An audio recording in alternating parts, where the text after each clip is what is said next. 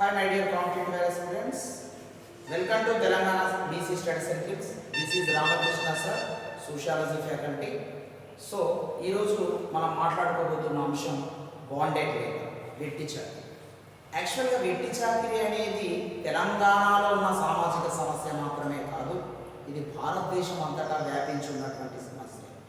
ఇలాంటి వెట్టి చాకిరీని ఎన్ని రూపాలుగా విభజించడం జరిగింది.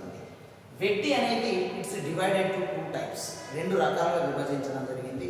ఇందులో ఒకటి బఘేలా పద్ధతి, రెండవది పర్వర్త వ్యవస్థ. ఏంటి మరి బఘేలా పద్ధతిలో వెట్టి పని చేసే వాళ్ళని ఏమని పిలుస్తున్నాము అనగా పాలేళ్ళు లేదా జీతగాళ్ళు అని పిలుస్తున్నాము. వీరు ఎక్కడి నుండి వచ్చారు? యాక్చువల్గా వీళ్ళు భూమి లేనటువంటి కూలీలు, గిరిజనులు, అస్పృశ్యులు. సో ఇలాంటి ఈ బఘేలా పద్ధతిలో పనిచేసే వీళ్లకు నిర్దిష్టమైనటువంటి టైం అంటూ ఏమీ ఉండదు, అనగా 24 గంటలు వీళ్ళు పనిలో ఉండాల్సిందే. సో ఇలాంటి ఈ బఘేలా పద్ధతిలో పనిచేసే వెట్టి చాకిరీలో ఉండేటువంటి వీళ్ళు దురదృష్టవశాత్తు చనిపోయినప్పుడు ఆ చనిపోయిన వారి కుటుంబం నుండి ఇంకొకరు వచ్చి మళ్ళీ యథావిధిగా పనిచేయాల్సిన పరిస్థితి కూడా ఉండేది.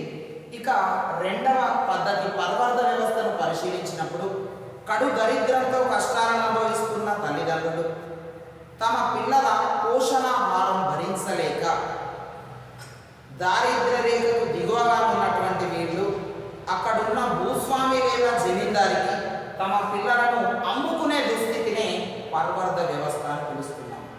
1951 సర్వే ప్రకారం ఈ పర్వర్త వ్యవస్థలో మగ్గుతున్న పిల్లలు దాదాపుగా 30,000 మందిని ఇక్కడ ఇండియన్ నేషన్ అనే పత్రిక ప్రచురించడం జరిగింది. అదేవిధంగా ఇమీడియట్గా దాని మీద వేయబడినటువంటి కమిషన్ భాటి